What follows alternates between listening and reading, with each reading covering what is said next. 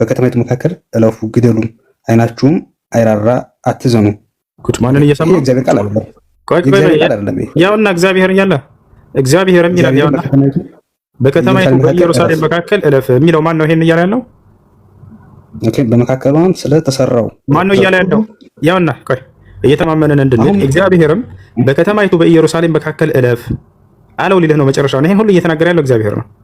እለፍ አለው። በመካከሏም ስለተሰራው ርኩሰት ሁሉ በሚያለቅሱና በሚተክዙ ሰዎችም ግንባሩ ላይ ምልክት ጻፍ አለው። ማን ነው እያለ ያለው? እግዚአብሔር። እኔም እየሰማሁ ከማን ነው እየሰማ ያለው? ሕዝቅኤል ከእግዚአብሔር እየሰማ እኔም እየሰማሁ ሌሎቹ እርሱን ተከትላችሁ በከተማይቱ መካከል እለፉ። ማን ነው እለፉ በላቸው ሲል የነበረው? እግዚአብሔር። ስለዚህ እለፉ፣ ግደሉም፣ አይናችሁም አይራራ፣ አትዘኑም። ከዚያ ምን አለ? ሽማግሌውንና ጎበዙን፣ ቆንጆይቱንም፣ ሕፃናቶቹን፣ ሴቶቹን ፈጽማችሁ ግደሉ። እንደው አስተምሮቱ በትህትና ሊሞላ ይገባል ብዬ አስባለሁ። ብዙ ሪፈር አድርጌያለሁ፣ ብዙ ነገር ፈልጌያለሁ። እኔ የእስልምናን የትህትና አስተምሮ ፈልጌ አጥቻለሁ። በፍጹም እኔ እስልምና ከትህትና አስተምሮ የራቀ ሆኖ አግኝቼዋለሁ። እውነት ለመናገር ለምሳሌ ከትህትና የራቀ መስሎ ይታያል። ለምሳሌ እኔ እስልምና ወይ አንድ የእስልምና ትምህርት አስተምሮ መምህሮች ወይ ከእስልምና ውጭ ያሉ አማኞችን ወይ አስገድዶ ወደ እምነቱ ለማስገባት ጥረት የማድረግ አሊያ ደግሞ እነሱን የማስወገድ አይነት ይዘት ያለው አስተምሮ ሲያስተምሩ ነው። ይሄ ልክ ነው ወይ? ተሳስተሃል። እንደውም በሃይማኖት ማስገደድ ብዙ መረጃ ማቅረብ እችላለሁ። ታመጣውን አንቀጽ ሁሉ እና አይዋላ ችግር የለውም። ጽድቅን የሚያደርግ የእግዚአብሔር ልጅ ይባላል። ኃጢአትን የሚያደርግ ደግሞ የዲያብሎስ ልጅ ይባላል። ኢየሱስ ክርስቶስ የዮሐንስ ወንጌል ምዕራፍ 8 ከቁጥር 42 እና 43 ላይ አካባቢ ምን ይላቸዋል? ከአይሁዶች ጋር እያወራ እናንተ ግን የአባታችሁን የዲያብሎስን ስራ ትሰራላችሁ አላቸው። እርሱ ከመጀመሪያው ጀምሮ ነፍሰ ገዳይ ነበርና አላቸው። አየህ አይደለ? አባታችሁ ብሎ የገለጸው ማንን ነው? ዲያብሎስ። የዲያብሎስ ልጅ ያስባላቸው ምንድን ነው? ኃጢአትን ስለሚያደርጉ። በዚሁ አንጻር ኢየሱስ ክርስቶስ የእግዚአብሔር ልጅ ሲባል ጊዜ ጽድቅን በማድረጉ የእግዚአብሔርን ትእዛዝ በመፈጸሙ ምክንያት ነው። ያታችኋል። ጽድቅን ያደርጋል እርሱ ጻድቅ ነውና የእግዚአብሔር ልጅ ተባለ። ለዚህም ነው ማርቆስ ወንጌል ላይ እና ሉቃስ ወንጌል ላይ ያ የሰቀለውም የመቶ አለቃው አካል ምን አለ ይላል መጨረሻ ላይ አንደኛው ወንጌል ላይ በእውነትም ይህ ሰው የእግዚአብሔር ልጅ ነበር አለ ይላል። ያኛው ወንጌል ላይ ራሱ ያ መቶ አለቃው ምን አለ ይላል? በእውነትም ይህ ሰው ጻድቅ ነበር አለ ይላል። አያችሁ፣ መጽሐፍ ቅዱስን ይፈታዋል። ስለዚህ ያ መቶ አለቃ ምን አለ ሄደን ብናይ አንደኛው ጻድቅ ነው ብሎ ተናገረ፣ ሌላኛው የእግዚአብሔር ልጅ ነው አለ። አንዱ ሌላውን የሚተረጉም ነው። ስለዚህ የእግዚአብሔር ልጅ ሲባል እግዚአብሔር ያዘዘውን ትእዛዝ የሚፈጽም ጻድቅ ነው ማለት ነው። የዲያብሎስ ልጅ ሲባል የዲያብሎስን ፍላጎትና ዓላማ የሚፈጽም ኃጢአትን የሚያደርግ አካል ማለት ነው። ኢየሱስ ክርስቶስን ለመግደል ማሰብ የዲያብሎስ ሀሳብ ነበረ ይወታቸዋል እንጂ የአምላክ ሀሳብ አይደለም ኢየሱስ ክርስቶስ። ለዚያም ነው ዮሐንስ ወንጌል ምዕራፍ 8 ቁጥር 40 ላይ ወቱሪዱነ አን ተቅትሉነኒ ወአነ ኢንሳኑን ቀድ ከለመኩም ቢልሐቅ አለዚ ሰሚዐሁ ሚነላህ ወኢብራሂም ለም የፍዐል ዛሊከ አበደን አላቸው። እናንተ ግን እኔን ልትገድሉኝ ትፈልጋላችሁ አላቸው አይሁዶችን። እኔን ልትገድሉኝ ትፈልጋላችሁ፣ እኔ ግን ከእግዚአብሔር የሰማሁትን እውነት የምነግራችሁ ሰው ነኝ። አብርሃም እንዲህ አላደረገም ተው እያለ እየገሰጻቸው ነው። እርሱን ለመግደል ማሰባቸውን እናንተ ልትገድሉ ትፈልጋላችሁ አለ። ወረድ ብሎ እናንተ የዲያብሎስን ዓላማ ትፈጽማላችሁና አላቸው። ክርስቶስ ካልሞተ ብሎ የሚያንትን ያለው ይህን ነገር ያሴረው ዲያብሎስ ነው። እስከ መጨረሻው አስገርፎ ያስገደለው ማን ነው? ዲያብሎስ ነው። ክርስቶስ መሞት አለበት ብሎ የሚያስበው ዲያብሎስ እንጂ ሌላ ማንም አይደለም። ለዚያም ነው ኢየሱስ ክርስቶስ ሐዋርያቶችን ማነው እንትኖችን አይሁዶችን እናንተ ግን የእግዚአብሔርን ፍላጎት ማድረግ የዲያብሎስን ፍላጎት ማድረግ ትፈልጋላችሁ። የዲያብሎስን ፍላጎት ምንድነው እነሱ የፈለጉት ከተባለ ክርስቶስን መግደል። ኢየሱስ ካልሞተ የሚለው ዲያብሎስ ነው። በፍጹም የክርስቶስ ወዳጅ እንደዚህ አይልም። ማንኛውም ይሄ ይመስላል። እዚህ ጋር ምን አለ መሰለህ፣ እኔ አሁን ማነሳለ ጥያቄ እዚህ ጋር ያለውን ብዥታም አሁን በዚህ በሚኒስትር ሚዲያዎች እና በሌላ ምናምን እኛ የምንሰማው ስለ አይሁድ እንትን የሚለውና እኛ እዚህ ጋር ለምሳሌ ጎንደር በነበርኩበት ሰዓት የነበረ አይሁድ እምነት የሚያስተምሩ አባቶች የነበሩት አንድ ጎንደር ኤምባሲ አካባቢ ነው። የእስራኤል ኤምባሲ አለ፣ እዛ ውስጥ ነው የምታስተምረው አንድ የምታገኘው ስለ አይሁድ እምነት። እዚያ ሀገር የሚያስተምሩትና አሁን የሚባለው ስለ አይሁድ እምነት የሚባለው ፈጽሞ የተለያየ ነው። እውነት ለመናገር እዛ ጋር የምንማረው ከክርስትና እምነት ጋር የተገናኘ ነገር አይነት እንዳለው ነው። ገብቶሃል? ግን አሁን ለምሳሌ እዚህ ጋር በጣም ለምሳሌ አክራሪዎች አሉ፣ አክራሪ አይሁዶች አሉ። ለምሳሌ እውነት ለመናገር እዛ ውስጥ ያሉ ልክ እኛ ኢትዮጵያውያን ሆነው አክራሪ አይሁዶች አሉ። ፈጽሞ ክርስትና ጋር በጣም የተለያዩ የተራራቀ አስተምሮ የሚያስተምሩ ግን ጊዜ እንትን ለማለት ማለት ነው። ስለ ጎንደር ላይ ስላሉት አይሁዶች ሆና ሌላ ጊዜ ትነግረናለህ። ጥያቄ ካለ ይሄ ነገር መጽሐፉ የለም። በእርግጥ ኦሪት መጽሐፍ የለም። የተወሰነች ትንሽ የአጀንዳ ወይ ደግሞ ጽፈው ወይ ደግሞ አገኘ ነው ምናምን ብለው የሚመጡ የሚያስተምሩት ግን ማለት የክርስትና አንድ አካል እንደሆነ አሁን ለምሳሌ እንደሚባለው አሁን እዚህ ጋር ኦሪትና ማለት አይሁድ እምነትና ክርስትና እምነት እንደ ጽንፍ በጣም የተለያየ ምናምን እንዳልሆነ የተማርኩት እኔ በግሌ።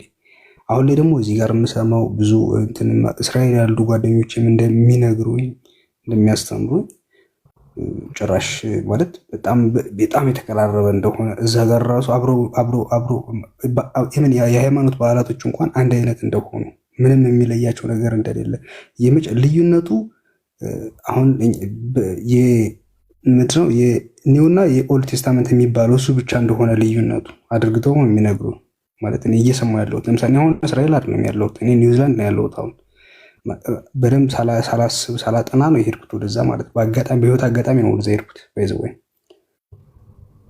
እና ግን ልዩነቱ የኒውና የኦልድ ቴስታመንት እንደሆነ ብቻ ነው እየነገሩኝ ያሉት። ስለዚህ አሁን አንተ እንዳንድ የሃይማኖት መምህር እንዳንድ ብዙ የሃይማኖት አስተምህሮቶችን ሪፈር እንዳደረገ ሰው ምንድን ነው አሁን ለምሳሌ ያለ በልዩነቱ አንጻር የምትነግረኝ? እሱ ነው ለማወቅ የፈለጉት ከክርስትናና ከአይሁድነት ብቻ።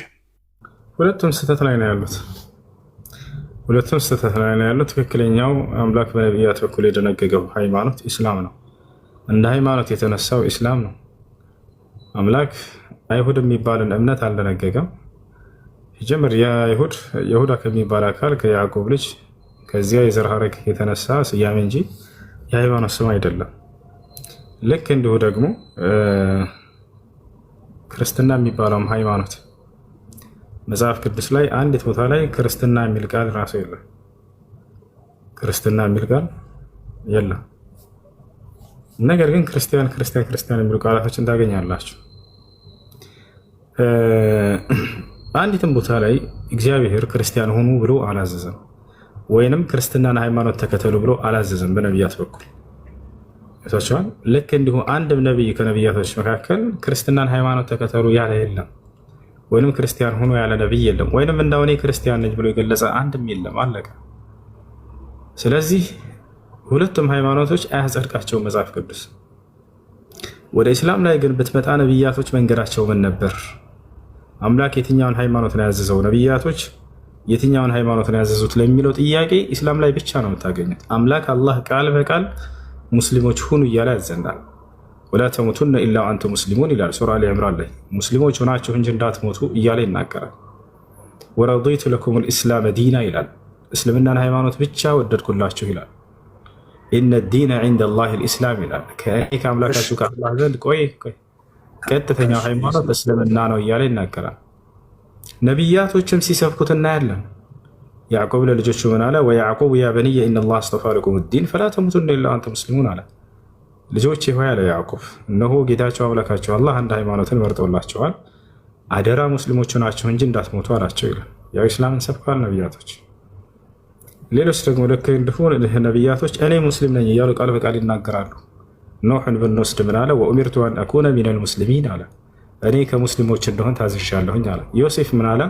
ተወፈኒ ሙስሊመን ወአልሕቅኒ ቢሳሊሒን አለ፣ ሙስሊም አድርገህ ግደለኝ አለ። የሙሴ ህዝቦች ምን አሉ? ረበና አፍሪግ ዓለይና ሰብረን ወተወፈና ሙስሊሚን አሉ፣ ጌታችን አላህ ሆይ ሙስሊሞች አድርገህ ግደልን አሉ። ሐዋርያቶች ምን አሉ?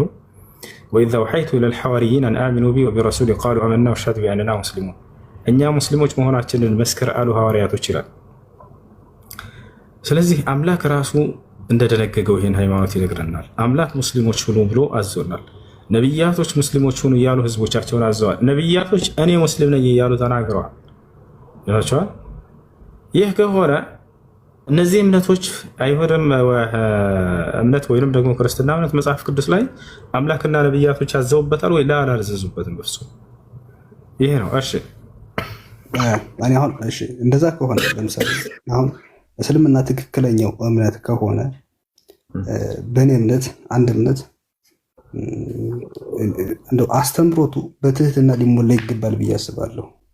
ብዙ ሪፈር አድርጌያለሁ፣ ብዙ ነገር ፈልጌያለሁ። እኔ የእስልምናን የትህትና አስተምሮ ፈልጌ አጥቻለሁ። በፍጹም በፍጹም እኔ እስልምና ከትህትና አስተምሮ የራቀ ሆኖ አግኝቼዋለሁ። እውነት ለመናገር ለምሳሌ ከትህትና የራቀ መስሎ የታየህ ለምሳሌ እኔ እስልምና ወይ አንድ የእስልምና ትምህርት አስተምሮ መምህሮች ወይ ከእስልምና ውጭ ያሉ አማኞችን ወይ አስገድዶ ወደ እምነቱ ለማስገባት ጥረት የማድረግ አሊያ ደግሞ እነሱን የማስወገድ አይነት ይዘት ያለው አስተምሮ ሲያስተምሩ ነው። ይሄ ልክ ነው ወይ? ተሳስተሃል። እንዳውም በሃይማኖት ማስገደድ ብዙ መረጃ ማቅረብ እችላለሁ። ታመጣውን አንቀጽ ሁሉ አየዋለሁ፣ ችግር የለውም። ግን አሁን ያልከው ምንድነው? ሃይማኖትን ሌሎችን አስገድዶ የማስገባት መንገድ አለው እስልምና። ተዋሽተሃል። አላህ ቃል በቃል በቁርአን ላይ ያሳያለሁ ላ ኢክራሀ ፊዲን ያለው በሃይማኖት ማስገደድ የለም ማለት። በነቢያችን ሰለላሁ ዐለይሂ ወሰለም ጊዜ አንድ ክርስቲያን ሰው መጥቶ እስልምናን ይቀበላል። እንዴት እንደወረደ አንቀጽ ራሱ ማለት ነው። ከተቀበለ በኋላ ቤተሰቦችን ሁሉ እየጎተተ ይዞ መጣ። መስለም አለባቸው ግዴታ፣ ትክክለኛ መንገድ እስላም ነው እና አላቸው። ወዲያው አላህ ቁርአን አወረደ። ላ ኢክራሀ ፊዲን በለው ሙሐመድ፣ ይሄን ሰው ታችኋል። በሃይማኖት ማስገደድ የለም በለው። አስገድዶ ማስለም አይቻልም። አላህ ራሱ ይከለክላል፣ አስገድዳቸው እንዳታሰልሙ ብሎ። ላ ኢክራሀ ፊዲን በሃይማኖት ማስገደድ የለም ማለት ቀድ ተበየነ ሩሽዱ ሚነል ገይ። ታዲያ እንዴት ነው ሰዎች መስለም ያለባቸው ከተባለ በትምህርት እንደሆነ ቀጥሎ ይገልጻል። አስተምራቸው ከወደዱና ከሰለሙ ወሰየው፣ ካልሆነ ግን ማስገደድ አትችሉም ብሎ አላህ ቃል በቃል ይናገራል። ቀድ ተበየነ ሩሽዱ ሚነል ገይ አለ አላህ ቀጥሎ። ቅኑ መንገድ ከጥመቱ መንገድ በእርግጥም ተገልጿል አለ። በእርግጥም ተገልጿል። ስለዚህ ያንን መርምረው ነው የሚሰልሙት። ፈመን የክፍር ቢጣጉት ወዩእሚን ቢላሂ ፈቀድ እስተምሰከ ቢልዑርወቲል ውስቃ። አሁን ምን አለ መሰለህ፣ ይቅርታ አድርግልኝ ላቋርጥ ነው። አሁን ለምሳሌ እኔ በክርስትናም ይሁን በአይሁድ እምነት ወይም ደግሞ በሌላ እምነት ስለሌላ አማኞች ሲወራ ወይም ትምህርት ሲሰጥ ትምህርት ላይ እነሱ የእግዚአብሔር ልጆች ናቸው፣ ሌላ አማኝም ቢሆን ሁሉም ሰው የእግዚአብሔር ልጅ ነው ተብሎ ነው የሚታመነው ትምህርት እንትን የሚለው። በእስልምና ግን አንድም ሰው እኔ በእስልምና አንድም ሰው አንድን ክርስቲያን የአላህ ልጆች ናቸው ከሌላ ሊገድ ሊደረግላቸው ይገባል ብላችሁ ስታስተምሩ አላየሁም። ከህሊና ከእንትን ምንድን ነው ያልከው? መጀመር ከእዝነቱን ጀምር እንጂ። ስለዚህ በእምነት ማስገደድ የለም። እግዚአብሔር ግን በጣም የሚያሳዝነው ህፃናቶችን ግደሏቸው እንዳለ ታውቃለህ። ከዚህ የበለጠ ጭካኔ ያለ እዚህ ምድር ላይ በህፃናት ላይ ህግ የሚያወጣ ህፃናቶችን ግደሏቸው ይላል እግዚአብሔር። ብላቴናዎችንም ግደሏቸው ይላል እግዚአብሔር። ልክ እንዲሁ ሴቶችንም መጽሐፍ ቅዱስ ላይ ቆይ ላሳየና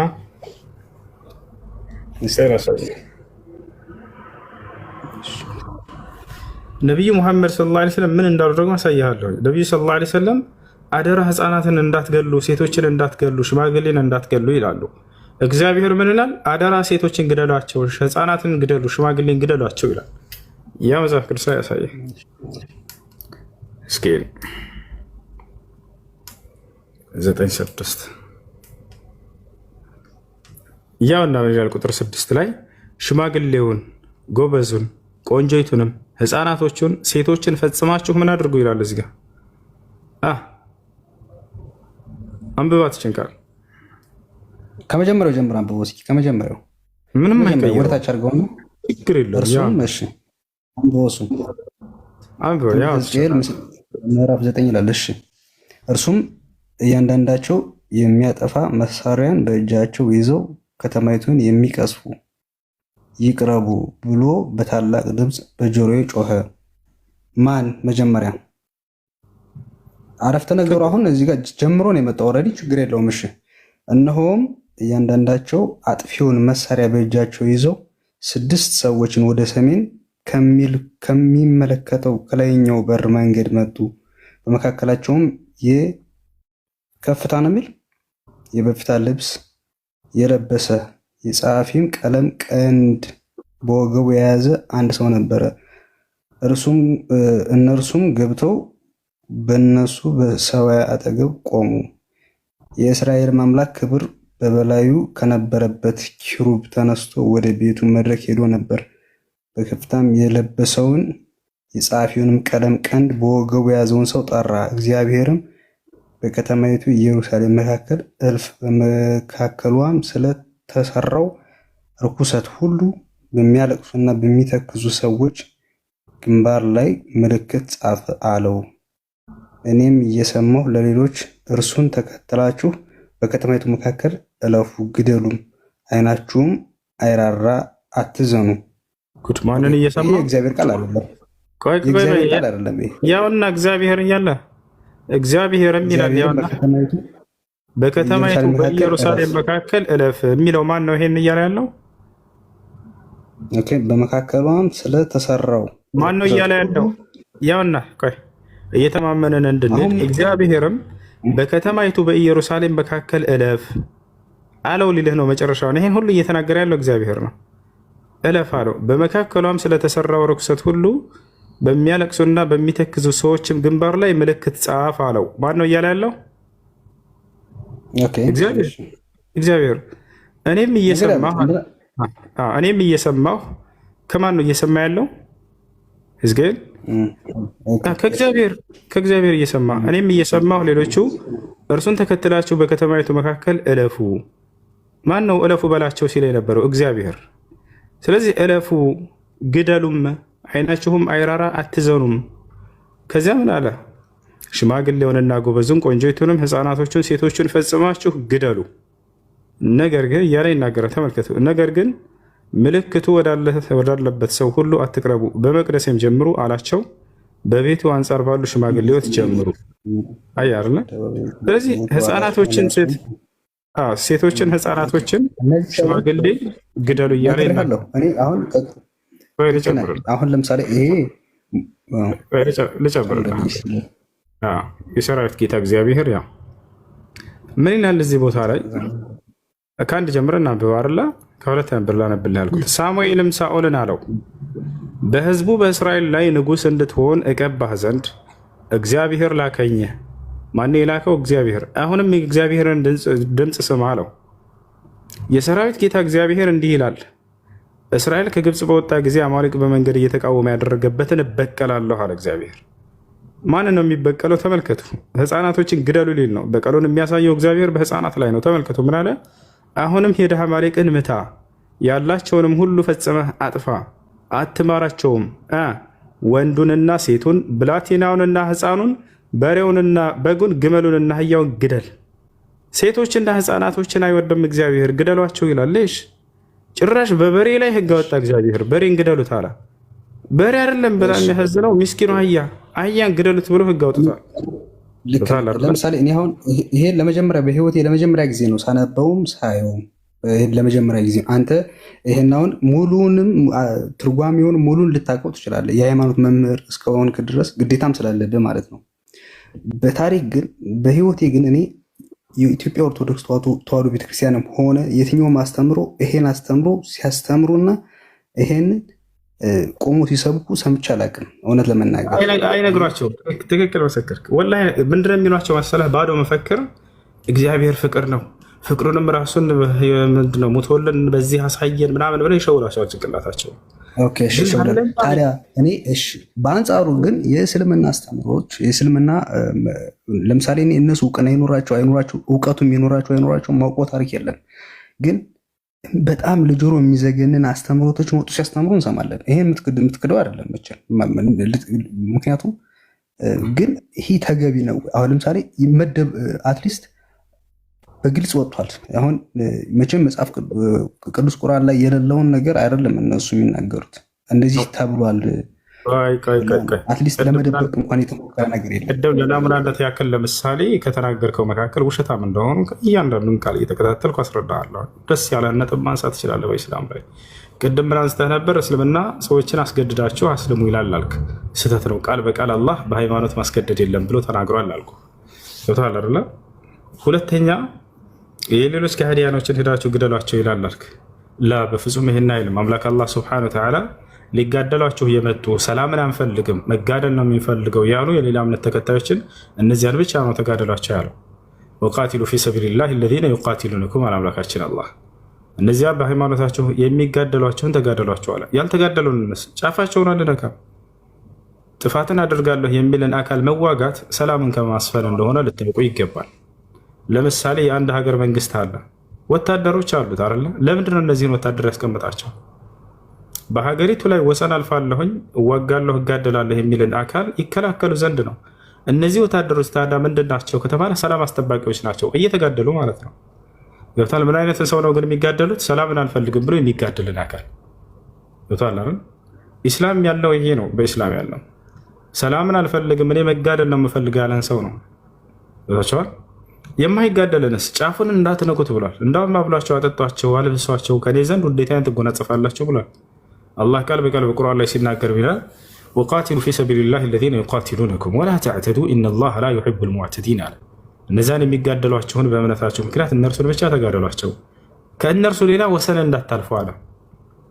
ወሰን እንዳታልፉ እኔ ወሰን አላፊዎችን አልወዳቸውምና አለ። ስለዚህ ሊዋጋ ሰይፍ መዞ ስለመጣ አካል እንጂ ተጋደለ የሚለው አንቀጽ እንዳለ ሰላማዊ የሆነን አካል ጫፉን እንዳትነካ። ነቢያችን ሰለላሁ ዐለይሂ ወሰለም ሰላማዊ የሆነን አካል የገደለ ሙስሊም የገነትን ሽታ ያገኝም ብለዋል። ቃለ ነብዩ ሰለላሁ ዐለይሂ ወሰለም መን ቀተለ ሙዓሀደን ለም የሪሕ ራኢሐተል ጀና አሉ። ከሙስሊሞች ጋር ቃል ኪዳን ያለው ሰላማዊ የሆነ የሌላን እምነት ተከታይ የገደለ ሰው የጀነትን ሽታ ያገኝም አሉ። የጀነት ሽታ ከሰባ እርምጃ በላይ ትገኛለች እያሉ ነብዩ ሰለላሁ ዐለይሂ ወሰለም ወይም ከሰባ በላይ ትገኛለች እያሉ ተናገሩ። ስለዚህ ሰላማዊ የሆነ ሰው መጉዳት አይቻልም። አላህ በቁርአን ላይ ምን ይላል? ፈመስተቃሙ ለኩም ፈስተቂሙ ለሁም አለ። ለእናንተ ቀጥ እስካሉላችሁ ድረስ እናንተም ለእነርሱ ቀጥ በሉላቸው አለ። ከዚህ ምን ትረዳላችሁ? ሰላምን ሰባኪ እንደሆነ ኢስላም ገብታችኋል አይደለ? ፈመስተቃሙ ለኩም ፈስተቂሙ ለሁም አለ። ለእናንተ ቀጥ እስካሉ ድረስ ሰላም እስከሆኑ ድረስ እናንተም ሰላም ሆኖ አለ። ሰላም ነው የሚፈልገው ኢስላም።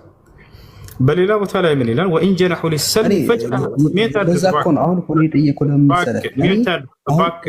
እስልምና ምን ይላል? አላህ ስብሓነሁ ወተዓላ ፈመስተቃም ምን ይላል? ሱረቱል አንፋል ላይ ወኢን ጀነሑ ሊሰልም ፈጅነሕ ለሃ ይላል። ሙሐመድ ሆይ ለእርቅ ከወረዱ አንተም ለእርቅ ውረድ ይላል። ሀታ ሊጋደሉ የመጡትን አካል ማለት ነው። ሊጋደሉ መጥተው ለእርቅ ከወረዱ እናንተም ለእርቅ ውረዷል። እየተጋደሏችሁ ራሱ የዛኔ ከራሳቸው ተከላክላችሁ በምትጋደሏቸው ጊዜ ከደከሙና ካቋረጡ አትግደሏቸው፣ ተዋቸው አለ አላህ። ተዋቸው፣ አትግደሏቸው አለ። ይማረካሉ። ከዚያ በኋላ ምርኮኞችን ከፈለጋቸው ፍቷቸው፣ ከፈለጋቸው ሌላ መንገዶችን አስቀመጠ። ምርኮኛ ከሆኑ ደግሞ ጫፋቸው እንዳትነኩ አብሏቸው፣ አጠጧቸው አለ። ሀታ ሊጋደሉ የመጡን አካሎች ወዩጥዕሙነ አጠዓመ ዐላ ሑቢሂ ምስኪነን ወየቲመን ወአሲራ ምርኮኛን ያበላሉ የጀነት ሰዎች እያለ እንዳውም ምርኮኛን አብሉ እያለ ተናገረ። ነቢያችን ሰለላሁ ዐለይሂ ወሰለም ፉኩል አሲር አሉ። የታሰሩን እስረኞች ፍቷቸው እያሉ ተናገሩ። ነቢያችን ሰለላሁ ዐለይሂ ወሰለም በተናጥል በይሄ በህብረት ነው። በተናጥል ደግሞ እርሳቸው ያደረጉትን ምን አይነት አዛኝ እንደሆኑ ለተማረኩ ጠላቶች ላሳይህ። ነቢያችን ሰለላሁ ዐለይሂ ወሰለም በሆነ ጦርነት ላይ ከጦርነቱ ውጭ በሆነበት ጊዜ በዛው በስፍራው ከሆነች ዛፍ ስር ተጠልለዋል፣ ተኝተዋል። ከሆነች ዛፍ ስር ተጠልለዋል ነቢያችን ሰለላሁ ዐለይሂ ወሰለም። የሆነ ሰው መጣና ምን አደረገ? በነቢያችን ሰለላሁ ዐለይሂ ወሰለም ላይ ሰይፉን መዘዘና እርሳቸው ተኝተዋል። ጠላት ነው ከሃዲያኑ። ያ ከሃዲ ምን አደረገ? ያንን ሰይፍ መዘዘና መን የምነዑከ ሚኒ ያ ሙሐመድ አላቸው። ሙሐመድ ከላያቸው ላይ ቆሟል። መን የምነዑከ ሚኒ ያ ሙሐመድ አላቸው። ማን ነው ከኔ የሚጠብቅህ ዛሬ? ማን ነው አላህ አሉት።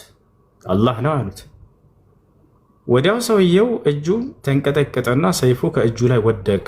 ይሄ ከተአምራቶቻቸው መካከል ነው። ተአምር ብሎ ማለት ከሰው ልማድ እና ህግ ወጣ ያለ ስራ ነው። ወዲያው የአላህን ስም በጠሩ ጊዜ ነቢያችን ሰለላሁ ዐለይሂ ወሰለም ወዲያው እርዳታውን ላከላቸው። እርሱም በዚህ በጠላት ልብ ውስጥ ሽብርን መጣልና እንዲርበተበት ማድረግ። ወዲያው አላህ ባሉ ጊዜ ሰይፉ ወደቀ። ወዲያ ሰውየውን ነቢያችን ሰለላሁ ዐለይሂ ወሰለም በተራቸው ያዙትና መን የምነዑከ ሚኒ፣ ከዚያ ሰውየው ተማጸናቸው። ኩን ኸይረ አኺዝ ያ ሙሐመድ አላቸው። ሙሐመድ ሆይ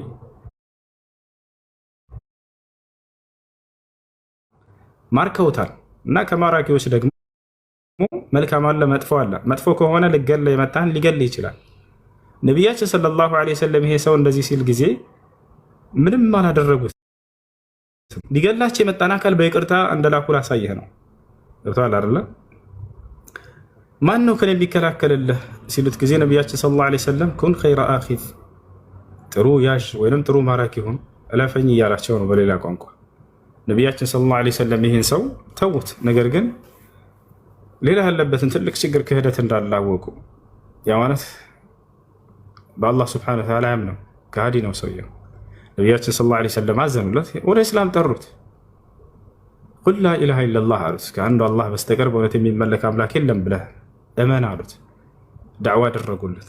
እሺ ባያምን ሊገሉት ነው ነቢ ሰለላሁ ዐለይሂ ወሰለም? ላ አልገደሉትም። እኔ አላምንም አለ ሰውየው። አልገደሉትም፣ እኔ አላምንም አሁን አላቸው። ግን አንድ ነገር ቃል እገባልሃለሁ ሙሐመድ አላቸው። ላ ኡቃቲሉከ ወአነ ፊ ሱፉፊ ልአዕዳ፣ እኔ በጠላት መስመር ላይ ሆኜ አንተን በፍጹም ላልዋጋህ ቃል እገባለሁኝ አላቸው። ጅሃድ ታዲያ ምንድን ነው ትርጉሙ? ጅሃድ ማለት ጅሃድን ንገረኝ ታዲያ። እመጣለሁ። እዚያ ይህን ሰውዬ ነቢያችን ሰለላሁ ዐለይሂ ወሰለም ጫፉን ሳይነኩት ለቀቁት። ምን ያክል ሩህሩህና አዛኝ የሆኑ ነቢይ መሆናቸውን ከዚህ ትረዳላቸው። ሊገላቸው የመጡን አካሎች በፍቅራቸው ማርከው የሚመልሱ ናቸው። እመልስልሃለሁ ጅሃድ ማለት ምን ማለት እንደሆነ አንድ ብቻ ልጨምርልህ። በዚሁ መንገድ ነቢያችን ሰለላሁ ዐለይሂ ወሰለም ከዕለታት አንድ ቀን ቤታቸው ናቸው፣ ትውልድን እያስተማሩ በመስጅዳቸው ውስጥ ናቸው። የሆነ ሰው ሰይፉን መዞ ወደ ነቢ ሰለላሁ ዐለይሂ ወሰለም ጋር ይመጣል፣ እርሳቸውን ለመግደል መዞ ሰይፉን ማለት ነው። በዚህ ጊዜ ነቢያችን ሰለላሁ ዐለይሂ ወሰለም ጋር ሳይደርስ በፊት ሰሓቦች መንገድ ላይ ያገኙታል። ደም ለብሷል ሰውየው፣ ሰይፉን መዞ እየመጣ ሰሓቦች ጠጋሉና ወዴት ነህ አሉት። ሊአቅቱለ ሙሐመደን ወረይሐ ናስ አለ። ሙሐመድን ገድዬ ሰዎችን ላሳርፋቸው ነው አለ። ሰሓቦች በዚህ ጊዜ ቶሎ ቀደሙትና ያዙት፣ ማረኩት። ወዲያው ከማረኩት በኋላ ከነ ሰይፉ ወስደው ለነቢ ሰለላሁ ዐለይሂ ወሰለም አስረከቧቸው። አንቱ የአላህ መልእክተኛ ሆይ ይህ ሰው በመንገድ ላይ ሲመጣ አገኘ ነው ሰይፉን መዞ። ከዚያ ወዴት ነህ ስንለው ጊዜ እርሶን ሙሐመድን ልገድልና ሰዎችን ላሳረፍ ነው ብሏልና እርሶ ላይ ግድያ ፍለጋ መጥቷልና ዋጋውን ይሰጥ፣ ምን እናድርገው አላቸው። ነቢ ሰለላሁ ዐለይሂ ወሰለም ጫፉን እንዳትነኩት ነው ያሉት። ስለኛ ሳያውቅ ነውና የጠላን፣ እኛን እንዲያውቀን እናደርገዋለን፣ እንዳትነኩት አሉ። ከዚያ ምን አደረጉ? ከመስጅዱ ኮርነር በአንድ ኮርነር ላይ ፍራሽን አንጠፉለት አሉ። አነጠፉለት። በዚያ ቦታ ላይ ያስቀምጡትና እኛን ይመልከት፣ የእኛን ትምህርትንም ይስማሉ። ምክንያቱም ሰውየው ሳያያቸው ነው፣ ሳያነብ ነው ስለ እርሳቸው የጠላቸው። ልክ እንደ ዛሬው ክርስቲያን፣ የዛሬ ህዝበ ክርስቲያን ይሞላለታል ጭንቅላቱ ላይ ሙሐመድ እንዲህ ነው ተብሎ ይነገረዋል። ቢያንስ እንኳ ያዳረጋግጥም ለእርሳቸው መጥፎ ጥላቻ አሳድሮ በጭንቅላቱ ውስጥ እንዲካሄድ ነው የሚፈልገው። ልክ እንዲህ ያደርጉባቸው ነበር ነቢያችን በየጊዜያቸው ገብታች አለ። ከዚያ በኋላ ይህ ሰው በመስጅዱ በአንድ ጠርዝ ላይ እንዲቀመጡ አደረጉ። ነቢ ሰለላሁ ዐለይሂ ወሰለም ምግቡን እንዳታስቀሩበት አምጡለት አሉ። ለዚህ ለጠላት ሊገላቸው የመጣን አካል ማለት ነው። ከዚያ በኋላ ምግቡ ይመጣለታል። እዚያው ባለበት ሆኖ ይጠበቃል። ሰውየው ጫፋቸው እንዳይነካ ሰዎችን። እርሳቸው ነቢ ሰለላሁ ዐለይሂ ወሰለምን ሲገቡ ሲወጡ ሲያስተምሩ ይሰማ ነበረ። በዚያች ጊዜ ማለት ነው፣ በታሰረበት ጊዜ። መጨረሻውን ነቢ ሰለላሁ ዐለይሂ ወሰለም ከሳምንት በኋላ ምናምን ሄዱ። እንዴት ነህ አሉት። አሁን ወደ ቤትህ ልንለቅህ ነው፣ በሰላም ትሄዳለህ፣ አብሽር አሉት። ሙሐመድ አንድ ቃል ልንገርህ አላቸው። በምድር ላይ እንዳንተ የምጠላው ሰው የለኝም ነበር አላቸው። ዛሬ ግን እንዳንተ የወደድኩት ሰው የለኝም። በምድር ላይ እንደ አንተ እምነት እንደ እስልምና የምጠላው የለኝም ነበር። ዛሬ ግን እንደ እስልምና እምነት የወደድኩት የለኝም። ወላሂ ከዚህ እስልምናን ሳልቀበል በነፃ ዝም ብለህ ወደ ቤቴ እንድትልከኝ አልፈቅድም አልፈልግም አለ። አሽሀዱ አን ላ ኢላሃ ኢለላህ ወአነከ ረሱሉላህ ብሎ እዚያው ሰውየው ሸሃዳ ያዘ። እነሆ ከአንዱ አላህ በስተቀር በእውነት የሚመለክ ሌላ አምላክ እንደሌለ መሰክራለሁ፣ እርሱም ትክክለኛ የአላህ መልእክተኛና ነቢይ ናቸው ብዬ መሰክራለሁኝ አለ። ሊገላቸው የመጣን አካል በፍቅር ሸኙት። ሳያውቋቸው ጠሏቸው፣ ሳያዩቸው ጠሏቸው። ባወቋቸውና ባያቸው ጊዜ ግን ከማንም በላይ ወደዷቸው። ከማንም በላይ ማለት ነው። ገብቶሃል አይደል? ይህ ነው። እሺ ጂሃድ ማለት ምን ማለት ነው ታዲያ ብለህ ጠይቃለህ አይደል? አሁንም የተናንሳው ጠይቄያለሁ። አሁን ካስተማርኩ አንጻር አሁን ከነገርከኝ ታሪክ አንጻር እስልምና አይን ያክል እውነትና የተሞላ እምነት ነው። ነቢዮቹ፣ አስተማሪዎቹ በጠቅላላ በዚህ ደረጃ ትሁት ናቸው። እስልምናም ይህን ያክል ነው ካልከኝ ጅሃድ ታዲያ ምንድን ነው? ጅሃድ እንግዲህ ለኢአማኞች ነው የመጣው። ጅሃድ ሲጀመር ኢአማኞችን ነው ታርጌት አድርጎ የመጣው አይደለም። እሱን ጠይቀኝ እኔ ያስረዳሃለሁ።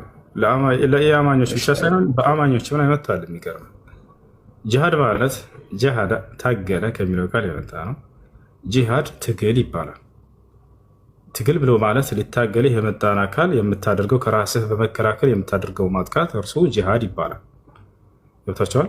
ታዲያ ምን አይነት ሰዎችን ነው ለመጀመሪያ ጊዜ ጂሃድስ መቼ ተደነገገ? በነብዩ ሰለላሁ ዐለይሂ ወሰለም ጊዜ ወደሚለው እንምጣ።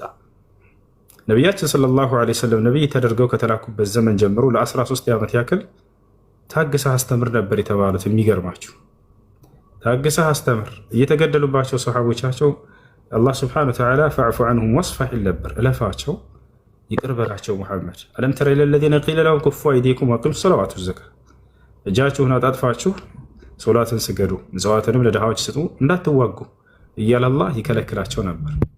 ለ13 ዓመት ያክል አማኞች እየተገደሉባቸው እርሳቸውንም እስከሚያሳዷቸው ድረስ ሰሓቦቻቸውን ሲገሉባቸው እኮ ነው ወደ ሀበሻ ምድር ተሳደር ሂዱ ያሏቸው ነቢ ሰለላሁ ዐለይሂ ወሰለም። ይህ መገዳደልን ምናምን ፈርተው አይደለም እሱን፣ ነገር ግን ያ ነገር እንዳይሆን ለማለት ነው። ስለዚህ ለ13 ዓመት ታገሱ ነቢያችን ሰለላሁ ዐለይሂ ወሰለም መዲና እስካሳዷቸው ድረስ። ከዚያ በኋላ ጭራሽ ከሀገራቸው ማሳደዋቸው ጭራሽ መዲና ሂደው እንዋጋለን ብለው መጡ እነዚህ ሰዎች። በዚህ ጊዜ አላህ ሱብሓነሁ ወተዓላ ኡዚነ ሊለዚነ ዩቃተሉነ ቢአንነሁም ዙሊሙ የሚለውን አንቀጽ አወረደ። ለእነዚያ ለተበደሉ ሰዎች ከራሳቸው እንዲከላከሉና እንዲዋጉ ተፈቀደላቸዋል። ስለዚህ ጂሃድ ብሎ ማለት ይሄ ነው።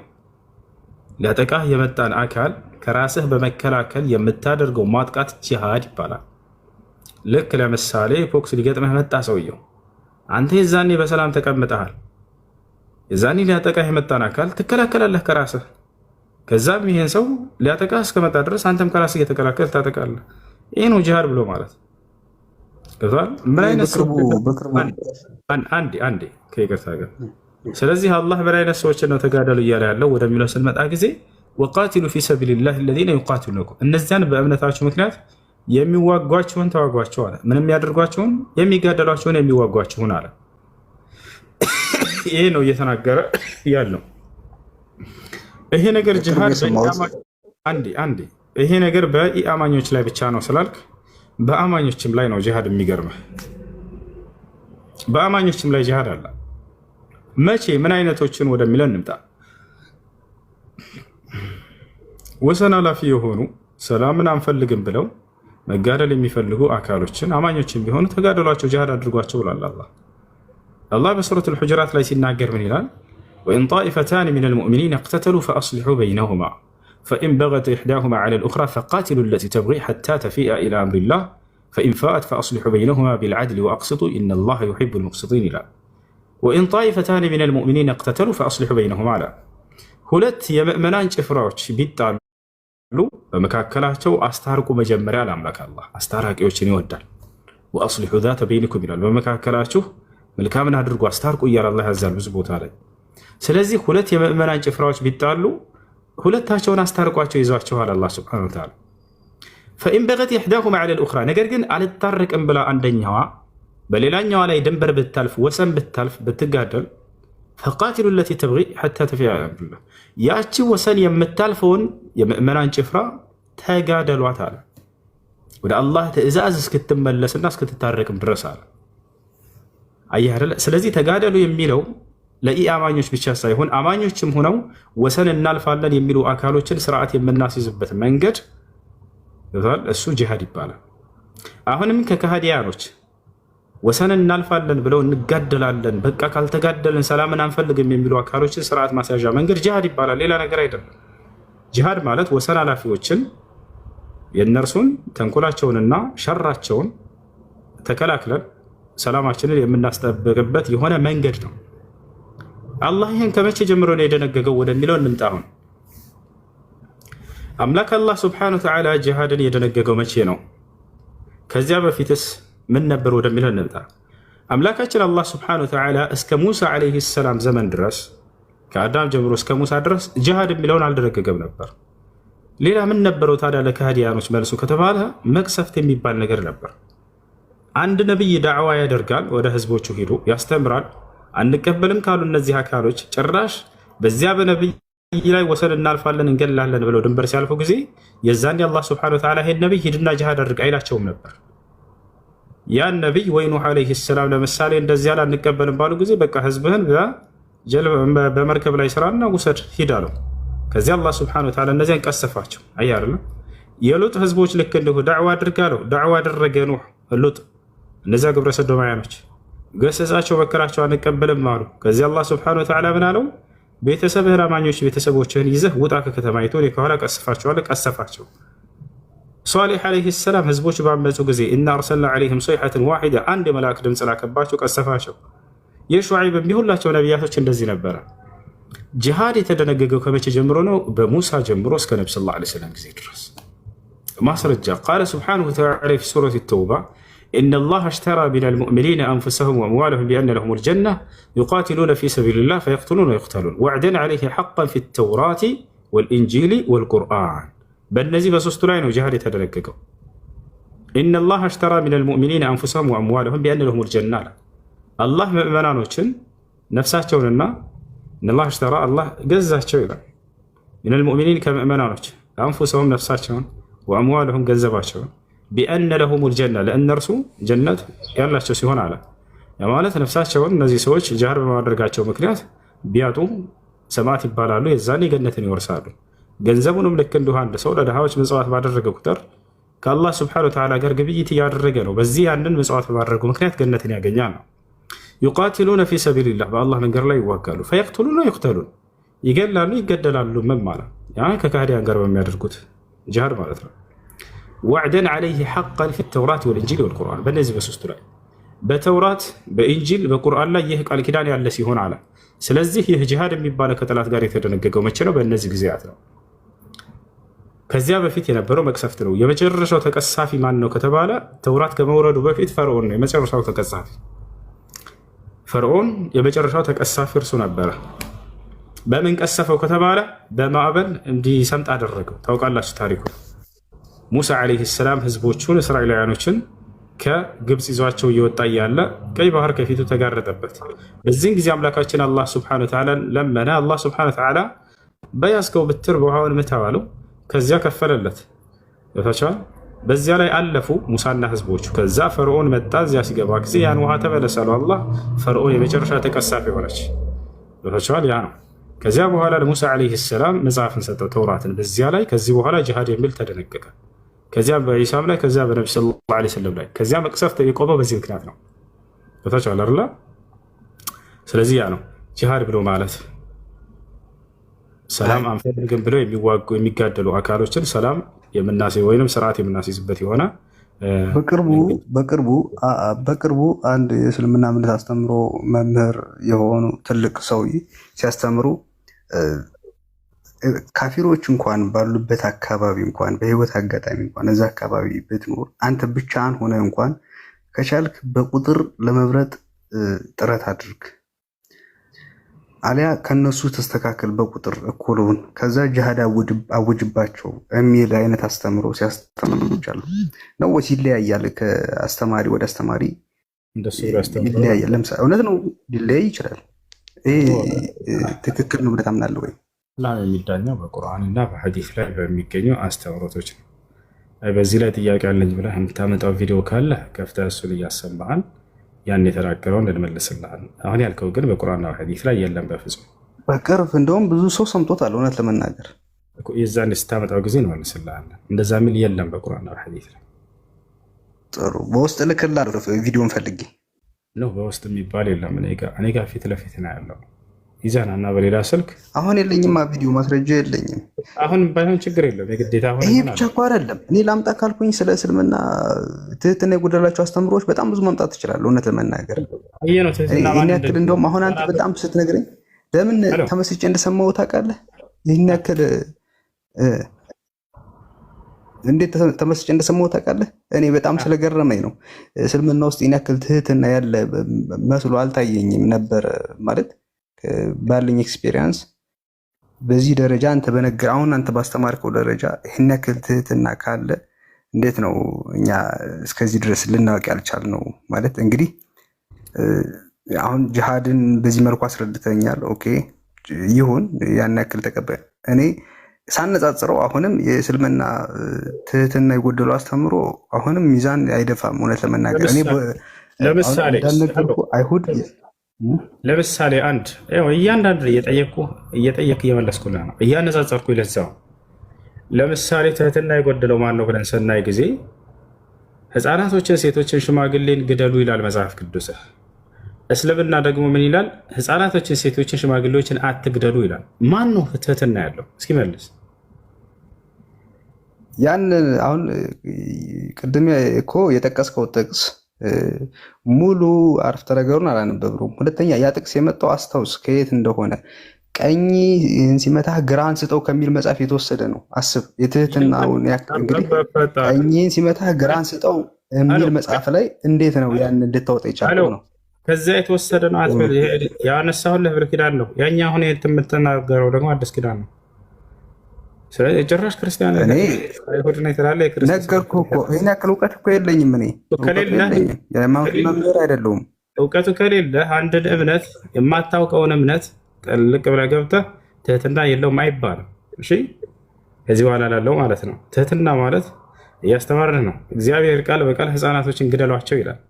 ሴት ልጅን አቃጥሏት የሚል ህግ እንዳወጣ ታውቃለህ? ክርስትና በእስልምና ላይ ታሳየኛለህ አንድ ህግ ሴት ልጅን አቃጥሏት የሚል ወይም ወንድ ልጅን አቃጥሎ የሚል መልስልኝ። እሺ በቅርቡ ስለ አስተራረድ እንኳን ሲያስተምሩ አልሰማንም? አንድ ኡስታዝ ይሁኑ ቁርአንና ሐዲስ አለው። እስላም የሚዳኘው በቁርአንና በሐዲስ ነው። ከዚህ በኋላ ከሌ እንዲህ ብሎ ቪዲዮ ሰምቼ የሚባል እኔ ፊት አይወራም፣ ነውር ነው። እኔ ፊት ማስረጃ የሚባል የእስልምና አስተምሮ መምህር ናቸው። ታርዷቸው እንኳን እንደዚህ ረዷቸው፣ እንደዚህ ያደርጓቸው እየሰማሁ ነው። አዳምጥ። እንደሱ ከሆነ ሴት ልጅን አቃጥሉ የሚል ህግ አውጥቷል አምላክህ እያልኩህ ነው። በቁርአንና በሐዲስ ላይ ሴት ልጅን አቃጥሉ የሚል ህግ አለ ወይስ የለም? እስኪ ንገረኝ። ከነ ህይወቷ ልኩስ ማለት ነው። ምን ትላለህ? በጭራሽ። እናሳየ። አሁን መጽሐፍ ቅዱስ ላይ እግዚአብሔር ምን ይላል? የካህን ልጅ ብታመነዝር አባቷን አርክሰዋለችና በእሳት ትቃጠል ይላል። ላሳይ። አንተ አሁን የጠየቀውን ጥያቄ አምነህበታል? አላመንክበትም? እንደዚህ ስታርዱ አስተራረዱን እንደዚህ አድርጉ አውጣልኝ እንደሱ የሚለው እና ትልቁ ላይ ነህ። ውሸታም እንደሆንክ ላሳየህ። ክፈት አውጣልኝ አይደል? እኔም እንዴ ቪዲዮውን እኮ ቫይራል እኮ ነው የነበረ ቪዲዮ። ምንም ቪዲዮ ሳይሆን የምንፈልገው ቁርአንና ሐዲስ ነው የምንፈልገው አልኩህ አይደል? ስለዚህ የሰውየው አስተምሮት ስህተት ነው። ይሄ ምንሽ ያንተ አረዳድ ነው ስህተቱ። አሁን አስረዳኝ በል። ካላወቅህ ማውጣት ካልቻልክም ወይ አታውቅም ወይ ማውጣት አትችልም። ስለዚህ ጠይቅና በዚያ ላይ እንመልስልሃለን። አሁን ግን የተጠየቀው ነገር ምንድን ነው? ስለ ትህትና ስለሆነ ቆይ እንዴ ሴት ልጅን አቃጥሉ የሚል ህግ አውጥቷል እግዚአብሔር። ምን ትላለህ? ይህ ፍትህ ነው ብለህ ታምናለህ? ከነ ህይወቷ ሴት ልጅን ማቃጠል ሀይ ትህትና እግዚአብሔር የሚገልጸው ሴት ልጅን አቃጥሎ የሚል ህግ በማውጣት ነው። እስኪ መልስልን። ምን ትላለህ? ኦርቶዶክስ ቤተክርስቲያን ወይም ደግሞ ሌላ የክርስትና እምነት አስተምሮቶች እንደዛ ብሎ አስተምረዋል ወይ? መጽሐፍ ቅዱስ ላይ ቃል በቃል ላሳየህ ነው። አብስር የካህን ልጅ ብታመነዝር አባቷን አርክሰዋለች ቃጠል ይላል። ቅዱስ ቁርአን ላይ ምን ይሄ ብዙ እንደዚህ በጣም እንትን ያሉ እንትኖች ማውጣት እኮ ይቻላል። እውነት ለመናገር አሳየኝ። አንድ ቦታ ላይ ልጅን አቃጥሎ የሚል ህግ አሳየኝ። ኧረ ሴት ልጅን ተወው። እንደው እኔ አሁን ቅድም ያነበብክልኝ ከመጽሐፍ ቅዱስ ይሁን አይሁን ምንም ማረጋገጫ የለኝም። እውነት ለመናገር ሴት ልጅን አቃጥሎ የሚል ህግ አለ ወይ በቁርአን? በመጽሐፍ ቅዱስ ላይ አለ። ከፈለግ ያሳያለሁ። እንዴ ነገርኩ እኮ አሁን እንኳን ይሄን ቅድም ያልከኝን ራሱ ከመጽሐፍ ቅዱስ ይሆን አይሆን ማረጋገጫ የለኝም አልኩ። ሴት ልጅን አቃጥሎ የሚለውን ህግ ላሳየህ። ምን ትላለህ? ታቃጥላታለህ? እህትህ ለምሳሌ ዝሙት ብትሰራ አንተ እኔ የጠየቅኩህን መጀመሪያ መልስልኝ። ያን ስህተት ነው ወይ ብለህ ታምናለህ? ያ እየተናገረ ያለው ስለ እንስሳት ሰው አይደለም። ያው መለስኩልህ። እየተናገረ ያለው ስለ እንስሳት ነው። ሐዲሱን ከፈለክ አውጥቼ ላሳየህ እችላለሁ። እሺ ምን ይላል መሰለህ? ሐዲሱ ላይ ቃለ ነቢ ሰለላሁ ዐለይሂ ወሰለም ኢነላሀ ከተበል ኢሕሳነ ፊ ኩሊ ሸይ ፈኢዛ ቀተልቱም ፈአሕሲኑ ልቅትለ ወኢዛ ዘበሕቱም ፈአሕሲኑ ዝብሕ ወሊዩሒድ አሐዱኩም ሸፍረተሁ ወሊዩሪሕ ዘቢሐተሁ።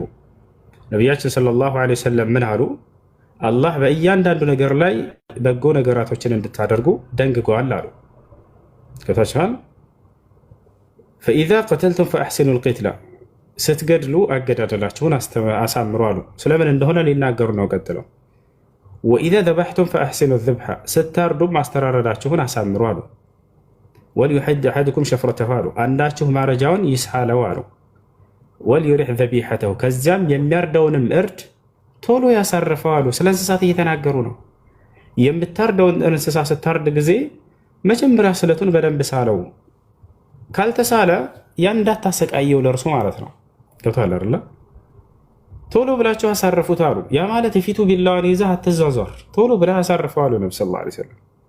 ስለ እንስሳት እየተናገሩ ነው። አይ እኛ በጎች ነን እንስሳቶች ነን ካላችሁ አላውቅም። እንግዲህ እዛ በጎችም ናችሁ። መጽሐፍ ቅዱስ ላይ ኢየሱስ ክርስቶስ ምን ይላል? በጎቼ ድምፄን ይሰማሉ እኔንም የሚከተሉኝም አለ አለ።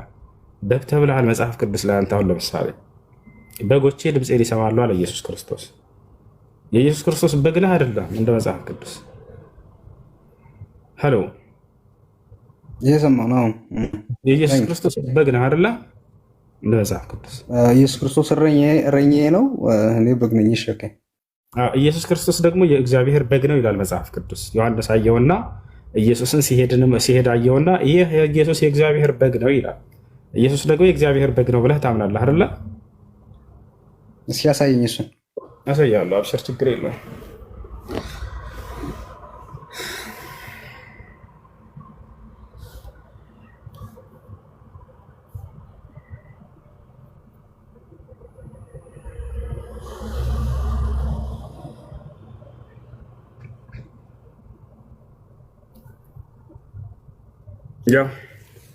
ዮሐንስ ወንጌል ምዕራፍ 1 ቁጥር 36 ኢየሱስም ሲሄድ ተመልክቶ እነሆ የእግዚአብሔር በግ አለ ይላል። ኢየሱስን ሲሄድ አየውና ማን? ዮሐንስ እነሆ የእግዚአብሔር በግ አለው እያለ ነው። ኢየሱስ የእግዚአብሔር በግ ነው። አንተ ደግሞ የኢየሱስ ክርስቶስ በግ ነህ። ስለዚህ አንተ የበግ በግ ነህ ማለት ነው አይደለ? ወገናችን ከይቅርታ ጋር እንደ ቃሉ ነው። መጽሐፍ ቅዱስ ነው ያለ አይደለም። ላለመረዳት መፈለግ ነው። አሁን ማለት ከመጥመም የሚመጣ ነው እንጂ አንድ ነገር መጽሐፍ ቅዱስ ነው። መጽሐፍ ቅዱስ ነው የጠመመው። ልክ እንደሱ ከሆነ ሰውን ክርስቶስን ያክል በግ ብሎ በፍጹም ሊገልጸው አይገባም ነበር። ለምሳሌ አሁን አንተ በግና እረኛን የምትረዳበት መንገድ ምንድን ነው? አንድ እረኛንና በግን የተረዳበት መንገድ እንዴት ነው? መጽሐፉ ላይ ምን ይላል? ተከታይ ማለት ነው የክርስቶስ ምን አለ መሰለህ፣ እዛው ራሱ ሲናገር በጎቼ ድምፄን ይሰማሉ ይከተሉኝማል አለ። አንተ የክርስቶስ በግ ነህ ወይ ስልህ አዎ የክርስቶስ በግ ነኝ አልክ። ቀጠልኩና ደግሞ ኢየሱስ ክርስቶስን የእግዚአብሔር በግ ይለዋል መጽሐፍ ቅዱስ። ዮሐንስ ምን አለ? ኢየሱስን ሲሄድ አየውና ያውና የእግዚአብሔር በግ አለ ይላል። ስለዚህ ኢየሱስ ደግሞ የእግዚአብሔር በግ ነው። ቆይ አንዴ ተረጋጋ። ስለዚህ አንተ የበግ በግ ነህ ማለት ነው አይደለ? ተሳሳትኩኝ? ኢየሱስ ክርስቶስ የእግዚአብሔር አካል አይደለም ወይ? አሁን ይሄን እስኪ ንገረኝ። አሁን አካሉ ነው አይደለም ወደሚለው እንመጣለን። አካሉ ነው አይደለም ወደሚለው እንመጣለን። ግን አንተ የበግ በግ ነህ ወይስ አይደለህም ነው አሁን ጥያቄው። አንተ የኢየሱስ በግ ነህ፣ ኢየሱስ ደግሞ የእግዚአብሔር በግ ነው። ስለዚህ አንተ የበግ በግ ነህ ማለት ነው አይደለም? እንደ መጽሐፍ ቅዱስ ወይስ ተሳስቻለሁ? ኢየሱስ ክርስቶስ የእግዚአብሔር አሁን ለምሳሌ አንድ ነገር ልንገርህ። ኦርቶዶክሶች ወይም ደግሞ የክርስትና እምነት አማኞች የእግዚአብሔርንና የክርስቶስን የመንፈስ ግንኙነት በምን እንደሚረዱት ይጠፋል ብዬ አላስብም። አሁን ስለዚህ አይደለም እያወራን ያለ ነው። ግልጽ ቃል እያመጣሁልህ ነው። እንደ መጽሐፍ ቅዱስ ላይ የእግዚአብሔር አንድያ ልጁ ነው አይደለም ብሎ ነው የሚያምኑት አይደል? ይሄን ለምን መርዳት አልፈልግም። ልጁን አጎት ነው የሚለው በኋላ እናወራለን። ከበግነቱ ይልቅ የእግዚአብሔር አንድያ ልጁ ነው ብለህ እንዴት አንተ ይሄን ለማስረዳት እንዴት አትሞክርም?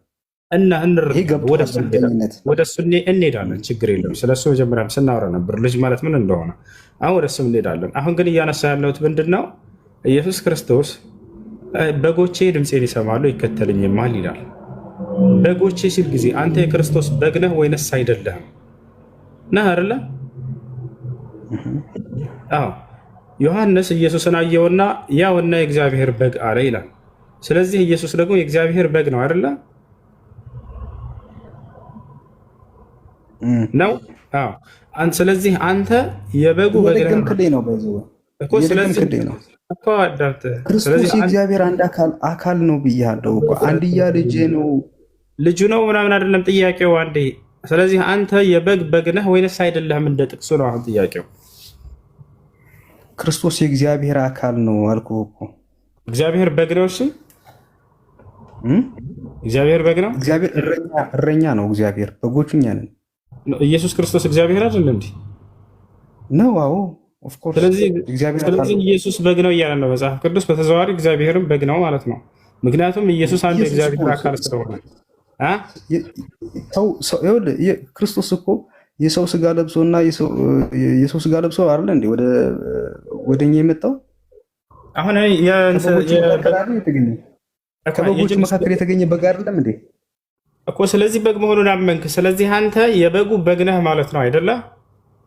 ከበግነት አልፎ እኮ ሞቷል እኮ ኦልሬዲ። ሞቷል ወይንስ አልሞተም አይደለም ጥያቄው። ዘለቀ የበጉ በግ ነህ ወይንስ አይደለህም ነው። አይወልህ አሁን እኔ እኮ በጣም የሚገርመኝ እኮ ትህትና ማጣቱን እኮ ትህትና የጎደለው እኔ ለምሳሌ ያንተን እኮ አይደለም። እኔ አሁን ለምሳሌ በክርስትና እምነት የሚሆን አልቀበልም። ይሄን በጣም አግሬሲቭ የሆነ የአስተምሮ እውነት ለመናገር በጣም ነው። የትኛውን አስተምህሮ ማለት አሁን ለምሳሌ በክርስትናም ይሁን በሌላ እምነት የሚሆን የሃይማኖት መምህር ነን ብለው በጣም እንደዚህ በጣም ለምሳሌ አንድን እምነት እያንቋሸሹና ክብር እየነሱ ሲያስተምሩ እኔ እጸይፋለሁ። ነገር ግን በግ ያለህ መጽሐፉ ነው ከራሴ አይደለም እያልኩ እኮ ነው። ማስረጃ አሳየኝ እያልክ እያሳየሁ ወንድ ልጅ ነህ። ቆም ብለህ አስተውል እንጂ ትልቅ ሰው እኮ ነህ። እኔ ያለ ማስረጃ ያለ መጽሐፉ ነው አይደለም። አንተ ለማስረዳት አሁን ላሳይህ አንተን በግ እንዳለህ ላሳይህ ወይንስ አላመንክም?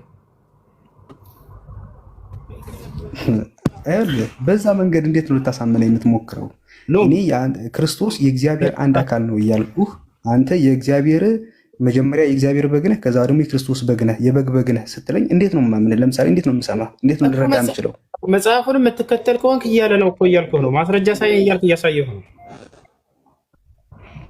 ላሳየህ ማስረጃ አሁንም ደግሜ እና አላየኸውም ቅድም በዚህ መልኩ እኔ እኮ አይቼዋለሁ እኮ። ስለዚህ ትክክል ነው ወይንስ አይደለም የተጻፈው መጽሐፉ ላይ? አንተ የእግዚአብሔር ክርስቶስ የእግዚአብሔር አንድያ የእግዚአብሔር አካል ነው ካልክ እንዴት ነው የበግ በግ ሊሆን የሚችለው? መጽሐፉ አንተንም ኢየሱስንም በጎች ይላችኋል። እያሳየሁ ነው ማስረጃ። ይላል አይልም? እግዚአብሔር ክርስቶስ የእግዚአብሔር አንድ አካል ነው ይላል አይልም መጽሐፍ ቅዱስ? አይልም። እንደሱ አይልም። አሁን አይልም። እሱን መለስኩልህ። አሁን ደግሞ መጽሐፉ ላይ የተጻፈውን ነገር እያነበብኩልህ ነው። ምን ይላል መጽሐፍ ቅዱስ? በጎቼ ድምፅን ይሰማሉ እኔንም ይከተሉኝማል አለ። አንተ ከሶስቱ አንዱ ነው አይልም መጽሐፍ ቅዱስ? ከሶስቱ አንዱ ነው አይልም? ይህን እንጨርስና ወደዛ እንሄዳለን። ችግር የለውም። ኢየሱስ ክርስቶስ ምን ይላል? በጎቼ ድምፅን ይሰማሉ ይከተሉኝማል አለ። ስለዚህ አንተ የክርስቶስ በግ ነህ አይደለ? አዎ ነኝ ብለሃል።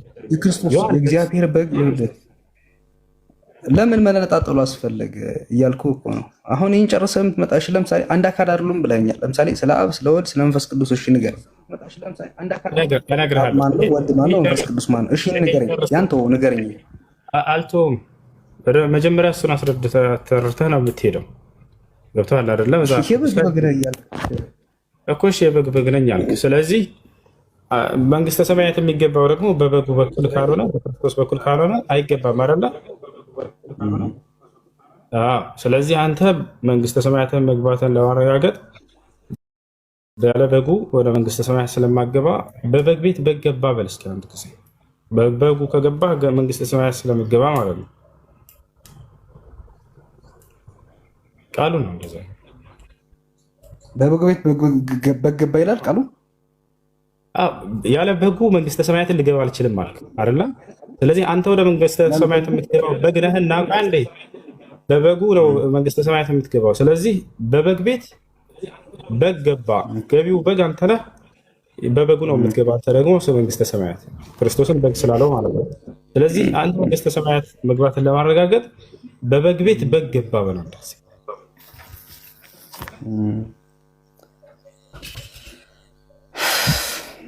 በበጉ ነው በእንጂ የጠበቅኩት ምንድን ነው የምለው?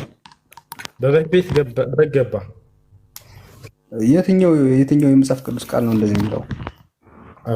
ወይስ የትኛው ከኔ ጋር አይደለም? መጽሐፍ ቅዱስ መማር አይፈልግም። በቃ ትችላለህ።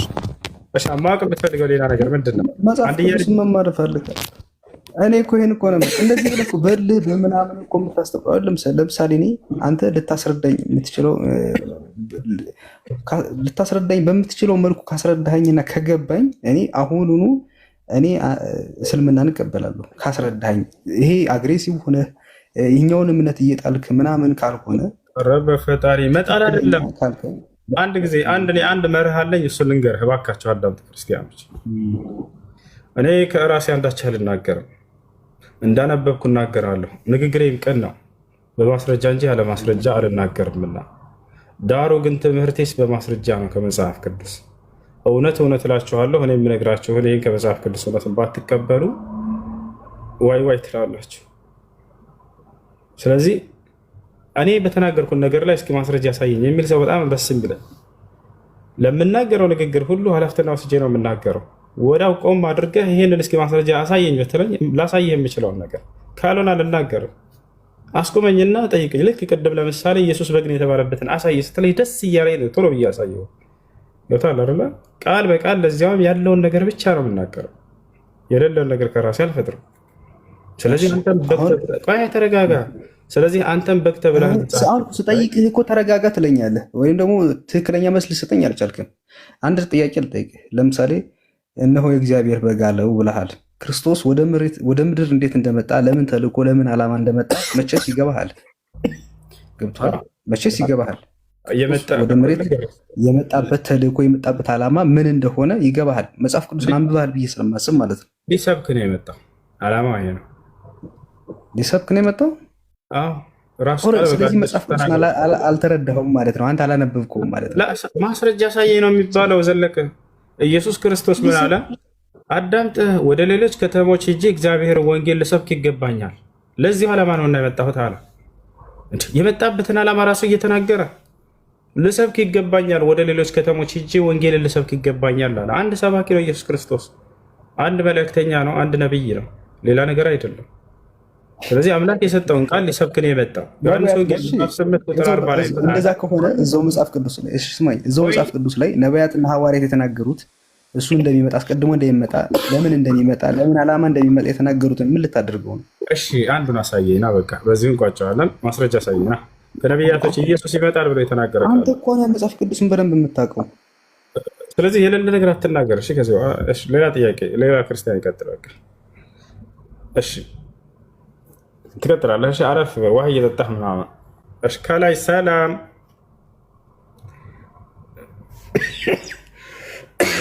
ከላይ ሰላም ሰላም ነው። እንዴት ናቸው? አልሐምዱሊላህ ሰላም።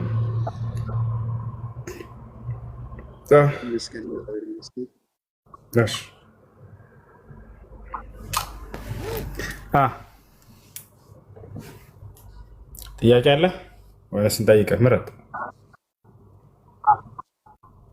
አሁን በምትለው ነገር ላይ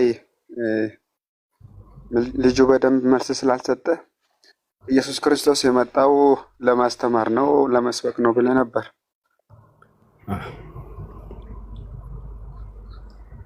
ማስረጃ እናሳየ። ቤዛ ሆኖ ሳልመጣ ቤዛ መሆን አዲስ ነገር ልክ ነህ እኮ።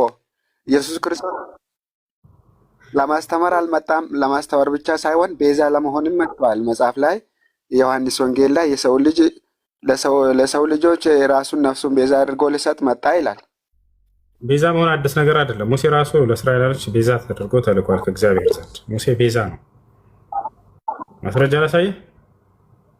የኢየሱስ ክርስቶስ ቤዛነት ሙሴ ራሱ ቤዛ አድርጎ ልክ ነው። የኢየሱስ ክርስቶስ እና የሙሴ ቤዛ እሱን ይለያል የሚለው እሱን ከቤተ ክርስቲያን አስተምህሮ እዛው አድርገው እና መጽሐፉ ላይ ቃል በቃል ያለውን ላሳይህ። ሙሴ ቤዛ ተደርጎ ከእግዚአብሔር ተልኳል አልተላከም? ሙሴ የተላከው ህዝበ እስራኤልን ከግብፅ ለማውጣት ነው፣ በስጋ ማለት ነው። እሱ ደግሞ ስለዚህ ኢየሱስ ክርስቶስን ልክ እንዲሁ ሉቃስ ወንጌል ምዕራፍ 24 ቁጥር 15 ላይ ምን ይላል? እኔ ከእስራኤል ቤት ሆነው ለጠፉት በጎች በቀር ለሌላ አልተላኩም እያለ ይናገራል። ስለዚህ እርሱም የተላከው ለእስራኤላውያን ነው እና አንተ ኢትዮጵያዊ ነህ፣ ኢትዮጵያዊ ነህ። ስለዚህ አንተን አይመለከትም፣ ለእስራኤላውያን ነው። ሙሴም ለእስራኤላውያን እንደነበረ እርሱን ያመጣው እሱ የራሴ ሀሳብ ነው አይደለም። እሱ የራሴ ሀሳብ ነው እንጂ ጌታ ይላል መጽሐፍ ቅዱስ ላይ ኢየሱስ ክርስቶስ አስጨርሰኛ የራሴ ሀሳብ ነው ብለህ አትቀጥልም። ዋሸህ እኮ በእኔ ላይ። ስለዚህ እኔ ማስረጃ ማምጣት ግድ ይለኛል አሁን ማለት ነው። አንድ የተረጋጋ የራስህ ሀሳብ ነው ካልክ የዛኔ እኔን እያስዋሸኸኝ ነው አይደለ? የራስህ ሀሳብ ነው ብለሃል። እኔን መጀመሪያ ላጥራለህ። እሺ አዳምጥ። እኔ ከራሴ አንዳች አልናገርም፣ እየረጋገምኩ ልንገራቸው። ይህን ቃል እንዳነበብኩ እናገራለሁ። ንግግሬም ቅን ነው፣ ከመጽሐፍ እንጂ ያለ መጽሐፍ አልናገርም። ኢየሱስ ክርስቶስ መጽሐፍ ቅዱስ ላይ እኔ ከእስራኤል ቤት ሆነው ለጠፉት በጎች በቀር አልተላኩም ብሏል አላለም? ብሏል አላለም? እንደዛ ያለው ኢየሱስ ክርስቶስ የሆነ እሱ ያለው የአውድ ትርጉም አለ እኮ።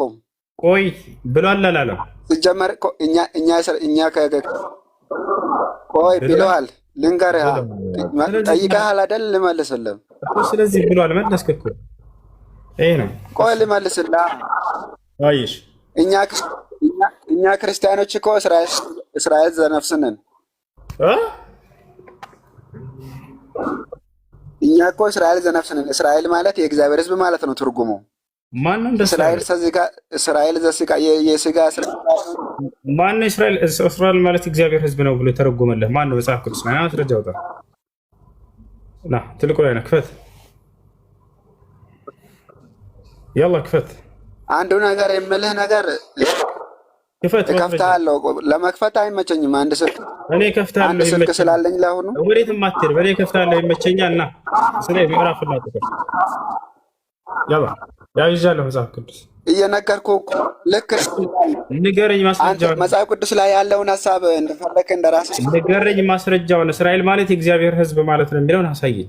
ማስረጃው የቃሉ ትርጉም ምን ማለት ነው? በዕብራይስጥ እስራኤል ማለት ወደ እንግሊዝኛ ወይ ወደ አማርኛ ሲቀየር ምን ማለት ነው? እሺ አንተ መልስልኝ። አንተ የተናገርከውን ማስረጃ ሳየኝ። እኔ ስልክህን መክፈት አልችልም ብለህ ነበር አይደለ? እኔ ይዣለሁኝ፣ ወዴትም አትሄድም። ያው መጽሐፍ ቅዱስ ይዣለሁኝ።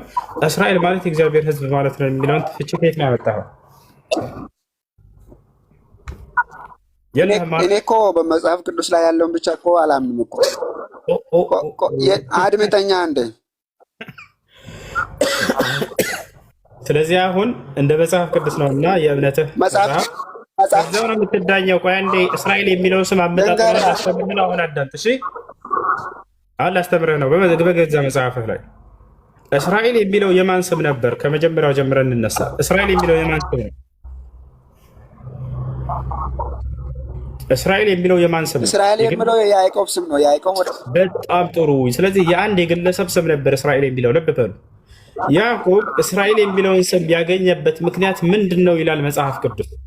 ለምን እስራኤል ተብሎ እንደተሰየመ ምክንያቱን ምንድን ነው ይላል። ያላ ታውቃለህ ወይንስ ካላወቅህ እነግርሃለሁ። ችግር የለውም።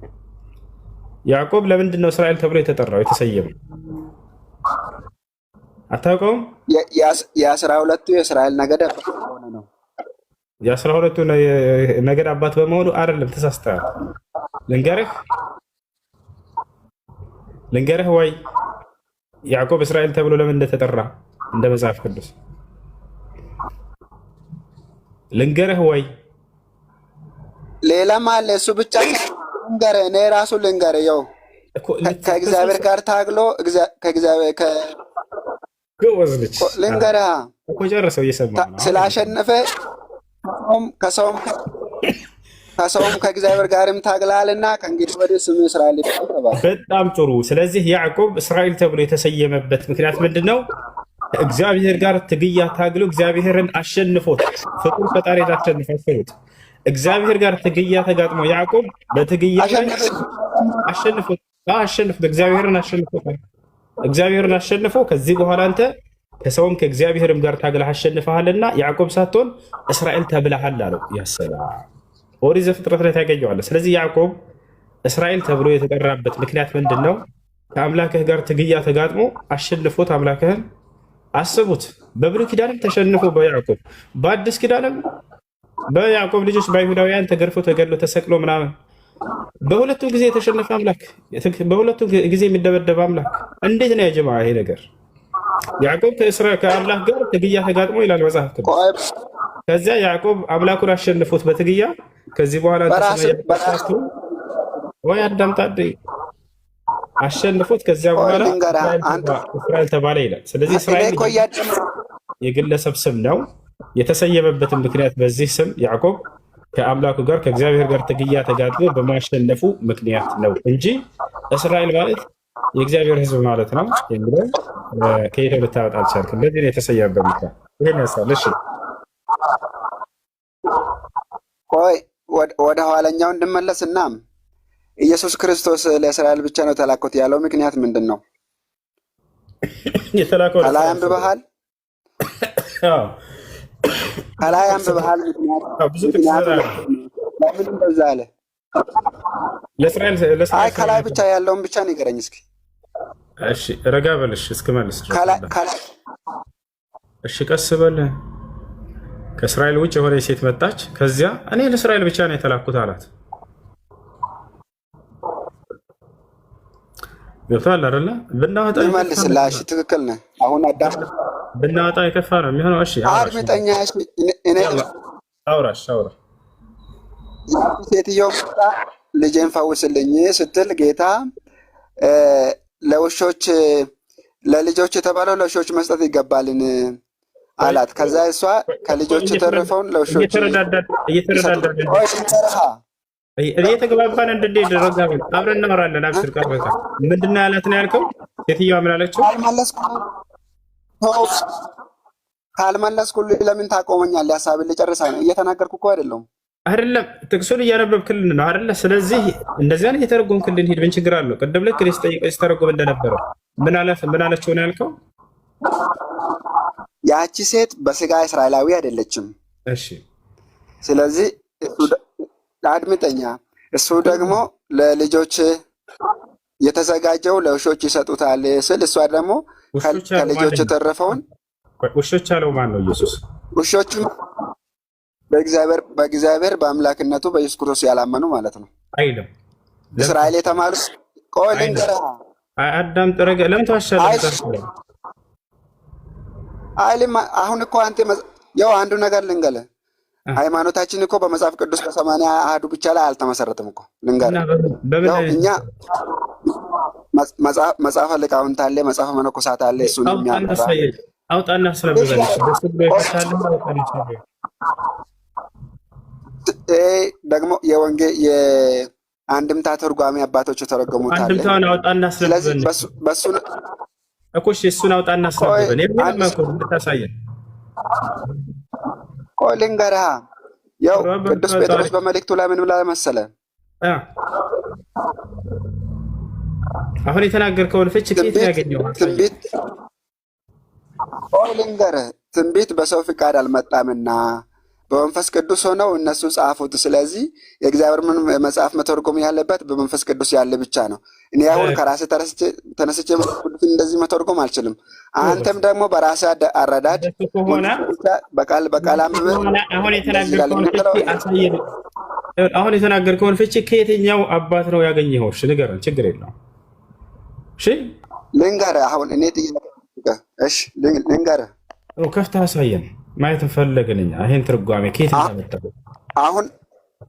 አሁን እኔ ቁርአን ላይ ገብቼ አሁን አንብቤ እንደራሴ ቢፈተፍት በራሴ ትርጓሜ ይሆናል ስለ ቁርአን ትጠይቀኛለህ፣ እኔ ችግር የለውም። አሁን ግን አንተ የፈታኸውን ፍቺ ማን እንደሱ ብሎ እንደፈታህ አንዱ ተረጋጋ፣ ቀስ በለ አሳየና። አሁን የፈታኸውን ከየት ነው ያገኘኸው? በኪስህ አይቻልም። የተጻፈ ነገር አሳየን። እዛው ላይ የወንጌል አንድምታ ነው ታይም ታዲያ በዛው። እሺ አሳየን። እሱ ነው ማየት እኮ የፈለግነው። ያ ትልቁ ላይ ገና ከፍተህ አሳየን። አንድምታው ላይ አንድ ስልክ ብቻ ነው ያስኩት ብያለሁ አይደል እንዴ? እኔ ይዣለሁኝ፣ ችግር የለውም አብሽሩ። አሁን አንተ ስለዚህ እንደዛ ብሎ የፈታው ሰው ማን ነው? እዚህ ቦታ ላይ ቦታ ሄድና አሳየኝ በለው።